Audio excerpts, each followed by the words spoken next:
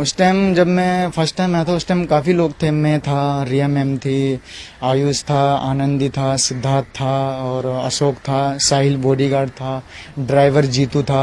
हम काफ़ी लोग थे, हम 10-12 लोग थे उस टाइम, काफ़ी लोग थे। सब अच्छा भी चल रहा था माहौल। जब मैं आया था उस टाइम माहौल भी बहुत अच्छा चल रहा था, सब खुश था। जब सर की छिछोरे की शूटिंग चल रही थी, जब मैं 1.5 साल से हूँ, मैं 2019 मई में आया था उनके साथ, तो मेरे को 1.5 साल हो गया अभी तक। तो अब सर ही छोड़ के चले गए, हम तो जाना नहीं चाहते थे, अब क्या करें। फिर भी अभी जैसा भी है चल रहा था, अच्छा सब कुछ ठीक था। अब अचानक पता नहीं क्यों गए, उसका वजह तो हमें भी नहीं पता। मेरे को जो सैप है, अशोक भाई है, उन्होंने लगवाया था मेरे को। तो मैं 2 दिन पहले आया था, तो मेरी तबीयत खराब हो गई थी, मैं वापस चला गया था। तो सर को, सुशांत सर को तो मेरा काम पसंद आया था, तो मैं दिल्ली में रहता था। तो मुझे हाउस मैनेजर को बोला कि वो जो लड़का है काम करेगा तो उनसे पूछो आने के लिए। तो मेरे को बोला जो भी जैसा भी आपको अच्छा लगा करना हो तो आ जाओ। तो मैं आ गया, तो मैं मई से मैं ज्वाइन हो गया था। मेरे शैमुल मिरिंडा था, अच्छा हाउस मैनेजर, ठीक था, अच्छा था। जैसे सब जितने भी स्टाफ थे सभी अच्छे थे, लोग जो भी है। उसके बाद धीरे धीरे कुछ लोग 2-3-4 लोग तभी चले गए थे। फिर कुछ लोग जब यहाँ कैप्री जिसमें अपना बांद्रा वाले फ्लैट में आए थे, तो तब सारे आधे से ज्यादा लोग तब चले गए थे, क्योंकि कुछ चले गए थे, कुछ निकाल दिए गए थे।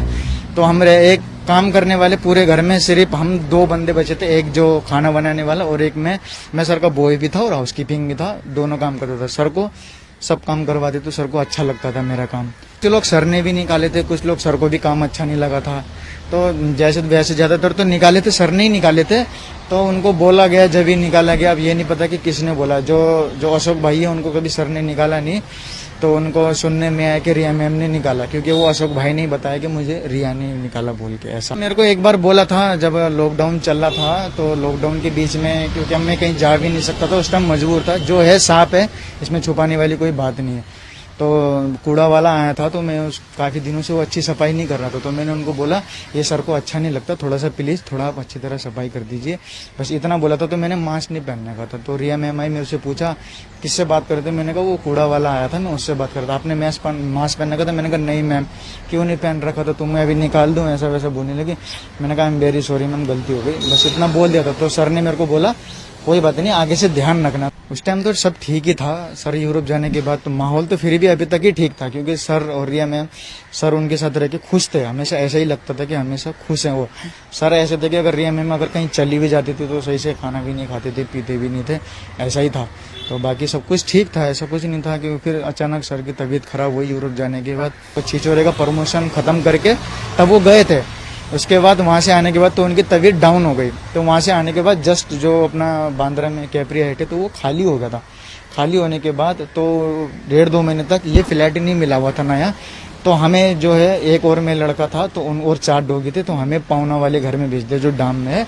तो उन्होंने बोला, मैं हाउस मैनेजर ने बोला अभी वहां जाके बैठो, खाना पीना मस्त रहो, जब तक घर नहीं मिलता जब तक आप वहीं पर ही रहो। तो मैंने कहा ओके। तो मैं 1.5 महीने तक वहाँ पे रहा। तो 1.5 महीने तक सर रिया मैम के घर पे रहे थे वहाँ पे जी। तो 1.5 महीने तक वहाँ पे रहते। तो 1.5 महीने बाद ये फ्लैट मिल गया था, तब मुझे हाउस मैनेजर ने बोला अब फ्लैट मिल गया, अब आ जाओ। तो फिर जब यहाँ शिफ्ट हुए तब सर की थोड़ी बहुत, उस टाइम जब 1.5 महीने पहले जब मैं वहाँ था तब सर की थोड़ी बहुत इलाज विलाज चल रही थी, ट्रीटमेंट चल रही थी। कभी अपनी चीजें हमें कभी शेयर नहीं करते, ठीक है। तो हम मैनेजर को बोलते थे भाई पैसे कम पड़ रहे हैं थोड़ा ऐसे। तो उसने बोला अभी सर का अभी तबीयत खराब है, उसी हिसाब से अभी तुम एडजस्ट करो, अभी सर का ट्रीटमेंट चल रहा है। तो मैं समझ गया, तभी मैं समझ गया था तो सर की तबीयत खराब है उस टाइम। तो उस टाइम तो मिला नहीं था। तब मैं 1.5 महीने बाद तब मैं यहाँ पर आया। तबीयत बाद में जब मैंने देखा ना, तब तो मैंने ट्रीटमेंट चला था, जब भी तो सुना था। तब मैं यहाँ पे आया तो तबीयत डाउन थी, मतलब सर बहुत दुबले पतले हो गए थे। ठीक ठाक थे, बोल रहे थे, सब कुछ कर रहे थे, वर्कआउट वगैरह भी कर रहे थे, तो दुबले पतले हो गए थे। तो ऐसा ही थोड़ा टेंशन से भी दिख रहे थे, कभी खुश भी थे। तो जो दोस्त वगैरह रहते थे उनके साथ भी खुश रहते थे। तो उस टाइम कैप्री हेड में तो काफ़ी जने चले गए थे, जो उनके जो दोस्त वगैरह रहते थे, दीपेश वगैरह, जो सिद्धार्थ वगैरह, वो सब चले गए थे। और वो नहीं पता उनका भी कुछ काम रहेगा, वो भी चले गए थे। तो सर ही रह गए थे और रिया मैम रह गए थे, बाकी कुछ हम स्टाफ थे। बस वही लोग। रिया के भाई शौविक भी आते जाते रहते थे। हाँ, वो भी आते रहते थे, मैम के साथ आते थे, वो भी आते थे, रहते थे, वो भी उनके फ्रेंड भी लोग भी आते थे, पार्टी सार्टी भी होती रहती थी। सर भी उनके साथ करते थे, सर के साथ भी उनको टाइम पास होता रहता, सर भी उनके साथ टाइम पास करते रहते थे, वो भी उन लोगों के साथ टाइम पास करते थे। हाँ, मैंने 8 तारीख के आसपास गई थी, मैंने डेट फिक्स नहीं है, तो रिया मैम ने मेरे को बोला, तो मेरे जो मेरे ये रेगुलर कपड़े हैं वो आप पैक कर दो। तो मैंने कहा ओके मैम, मैं कर देता हूँ। तो उन्होंने कहा ये 2 सूटकेस में ये मेरे रेगुलर वाले कपड़े पैक कर दो, और ये जो बाकी के कपड़े वो मैं बाद में आके लूंगी। मैंने कहा ठीक है। तो ऐसा कुछ लड़ाई झगड़ा हमने कुछ देखा नहीं, और ऐसा कुछ लग भी नहीं रहा था कि लड़ाई झगड़ा हुआ। तो मैम ने बोला फटाफट ये कपड़े पैक कर दो, तो मैं पैक करके मैंने नीचे गेट पे रख दिया। तो मैम चली गई, तो जाते समय बोला अपना ख्याल रखना, बस चली गई थी। वो लास्ट दिन हम रिया मैम से वो लास्ट दिन मिले थे।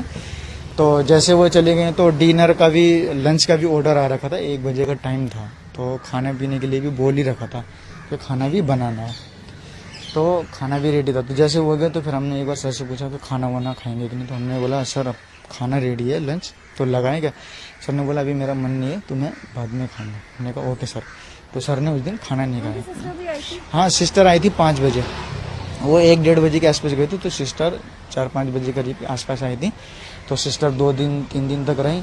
सर ने अच्छी तरह खाना भी खाया, मस्त, मतलब अच्छा मूड था उनका, सही से ख्याल भी रखा मैम ने।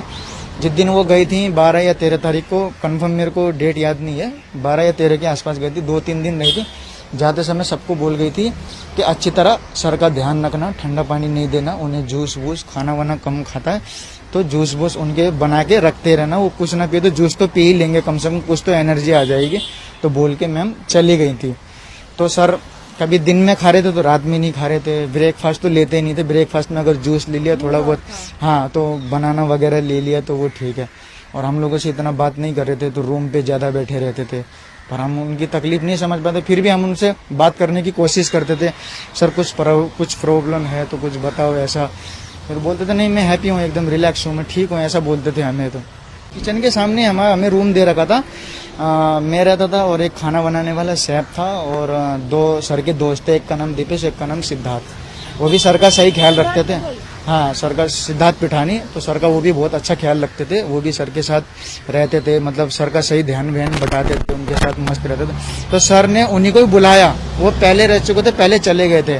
तो सर ने उनको, हाँ, मेरे साथ थोड़ा, उनको साथ थोड़ा ध्यान, हाँ, शूट वूड जो भी जैसा भी रहेगा, तो सर ने उनको खुद ही बुलाया था। तो वो सर के साथ रहते थे, तो घर पे ही रहते थे वो। 13 तारीख को कुछ नहीं हुआ, 13 या 12 तारीख को से मैम चली गई थी, तो मैम सबको यूँ बोल के गई थी ध्यान रखना। बाकी सर के दिमाग में पता नहीं क्या था, हमें भी नहीं पता। फिर हमारा काम क्या है, सर को खाना पीना पूछना है टाइम टू टाइम, क्या चाहिए सर क्या नहीं चाहिए, वो हमारा फर्ज है कि नहीं। बाकी हम और चीज़ नहीं पूछते कि सर किस तरह की प्रॉब्लम है, ये चीज़ हम सर से कभी बात नहीं करते, है ना। तो हमने सर से खाने पीने के लिए पूछा, तो शेफ ने उनसे पूछा सर आपने कुछ खाया भी नहीं, तो खाने के लिए क्या किया जाए, 13 तारीख की बात है। तो उन्होंने बोला मुझे कुछ नहीं, मैंगो शेक खाना। तो मैं, मैंगो आम नहीं थे, तो मैं फटाफट गया मार्केट में, आम मैंगो लेके उन्हें मैंगो शेक बना के दिया। तो उन्होंने कहा ठीक है मैं गुड नाइट सोने जा रहा हूँ। ओके, तो सर 13 तारीख को सो गए थे। तो 14 को मॉर्निंग को, 14 जून को वो 6 बजे उठे थे उस दिन। मेरा टाइम क्या था, मैं 7 बजे उठता था, फिर आधा घंटा मैं डॉगी को वॉक करा के लेके आता था। तो 6 बजे उठे थे, थोड़ा उन्होंने शायद थोड़ा वॉक किया होगा इधर उधर जैसा भी। तो फिर वो आए 8 बजे के आसपास, तो मैं उनके गेट से सफाई कर रहा था। तो सर बाहर निकले जैसे गेट से, बिल्कुल हैप्पी मूड ठीक था, इतना भी वो नहीं था, थोड़ा मतलब इतना भी सीरियस नहीं थे, इतना भी खुश नहीं थे, ठीक ठाक माइंड में। हाँ, तो सर ने मेरे को बोला नीरज मुझे ठंडा पानी ला के दो। मैंने कहा ओके सर। मैं ठंडा पानी लेके आया, ठंडा पानी उनको दिया। देने के बाद सर ने पानी पिया, तो जस्ट मुझे गिलास दिया, तो देने के बाद बोला सब ठीक है ना, मामला नीचे। मैंने कहा हाँ सर सब कुछ ठीक है। ओके, हल्का फेस में स्माइल दिया। तो उसके बाद वो रूम पे चले गए। उसके बाद मैं नहाने धोने जो है सफाई पे करने चला गया। फिर उसके बाद 10 साढ़े 10 बजे के आसपास जो है ब्रेकफास्ट के लिए जो है खाना बनाने वाले साहब वो पूछने के लिए चले गए कि ब्रेकफास्ट और क्या लोगे आप। तो सर ने बोला मैं थोड़ा नहीं नारियल का जूस लूंगा, नारियल पानी लूंगा, और थोड़ा ऑरेंज जो भी जैसा रहेगा वो मुझे जूस दे दो, और साथ में थोड़ा बनाना देना बोला। तो वो जो शेफ है वो तीनों लेके गए ट्रे में। ट्रे नहीं लिया उन्होंने, जूस लिया हाथ में और नारियल पानी लिया। बोला मैं केले बाद में लूंगा, बस ये लेके वो अंदर चले गए। वो जाने के बाद उन्होंने लॉक कर दिया करने के बाद हम उसके बाद हमें पता है अभी ब्रेकफास्ट में अभी ये ले लिया, अभी 1 घंटे तक 1.5 घंटे तक अभी कुछ नहीं लेंगे, वो सभी जानते हैं। ठीक है, फिर उसके बाद हमने उन्हें मतलब आधा पौना घंटे तक हमें उन्हें डिस्टर्ब नहीं करा, हम अपने काम पे लग गए। सर ने जैसे लिया फिर हम फ्री हो गए, फिर हम लोगों ने ब्रेकफास्ट किया, जैसे उसमें नहा धो के एकदम फ्रेश हो गए। फिर किशन साहब ने बोला एक बार और मैं खाने के लिए पूछ लेता हूँ दिन का क्या प्रोग्राम है, वैसे तो लग रहा है खाएंगे नहीं फिर भी पूछ लेते हैं। तो वो गए पूछने के लिए, तो लॉक लगा हुआ था, तो उन्होंने जैसे उस तरीके से खटका जिस तरीके से वो सो रहे हैं, तो हल्का खटखटाया, तो वो खटखटाते, अगर मैम होती तो खटखटाते हम खोलते नहीं है, सिर्फ सर होते तो खटखटाने के बाद हम वो खोलते हैं। हाँ, क्योंकि सर ही रहते हैं। तो उन्होंने खटखटाने के बाद जैसे खोला, खोलने के बाद तो लॉक लगा हुआ था अंदर से, तो जैसे लॉक लगा था तो उन्होंने सोचा कि सो रहे हैं वो, तो नीचे आए, तो मैंने पूछा क्या फाड़ने का क्या प्रोग्राम, कुछ पूछा, कह रहे वो अभी मॉक लगा हुआ है। तो हमने कहा तो सो रहे होंगे, अभी डिस्टर्ब करने से कोई फायदा नहीं है। ठीक है, तो हम अपने काम पे लग गए। फिर 15-20 मिनट बाद फिर मेरा भी ऊपर का ही राउंड बनना था, तो मैं भी एक हिसाब से जिस हिसाब से सो रहे, तो मैंने खटखटाया, हल्का आराम से खटखटाया, तब भी कोई रिप्लाई नहीं आया। तो मैंने एक बार खोल के देखा, फिर भी अंदर से लॉक लगा हुआ था। हमें लगा सर सो रहे होंगे, थोड़ा सा थके से, उनको अपने को ऐसा महसूस करे जैसे थके, तो थोड़ा उस टाइम उनकी तबीयत सही सी नहीं थी। उनको क्या पता उनके मन में क्या थी, अकेला महसूस कर रहे थे या किसी से मिलने का मन नहीं कर रहा था, या उन्हें पता नहीं किस चीज़ की बातें सता रही थी, उस चीज़ में हमें पता नहीं था। वहाँ में इतना दिख रहा था सर कुछ थोड़े से टेंशन में लग रहे हैं। तो हमने कहा चलो सो रहे हैं कोई बात नहीं। फिर हम आधे घंटे बाद फिर गए, आधे घंटे बाद फिर सैफ गया, फिर सिद्धार्थ और वो दीपेश ऊपर वाले रूम में 15 मिनट ही हुए थे, वो भी बैठ जाते हैं। कभी सर निकले तो उनको गुड मॉर्निंग बोलने के लिए, तो सामने वाले रूम पे बैठे हुए थे। तो उन्होंने सैफ जो है उन्होंने बोला कि आप तो बात भी करते हो, पूछ लो ना सर से खाने का क्या प्रोग्राम है, फिर खाने की तैयारी करते हैं। 10 साढ़े 10 हो गया। तो उन्होंने कहा आप लोगों ने खटखटाया? हाँ हमने खटखटाया, मॉक कर रखा है। तो अच्छा कोई बात नहीं, 15 मिनट का गैप दो फिर पूछ लेंगे। फिर 15 मिनट बाद उन लोगों ने मॉक करा, दोनों ने ट्राई करा हल्का हल्का जिस तरीके से सो रहे हैं। तो गेट किसने खोला, मतलब मैं बता रहा हूँ, लॉक लगा हुआ था गेट, तो वो लॉक तो तोड़वाया हमने। अच्छा, हाँ, तो जैसे खटखटाया तो कोई रिप्लाई नहीं आया। तो फिर जो सिद्धार्थ ने उनके पास सर का नंबर है, हमारे पास नहीं, उन्हीं के पास।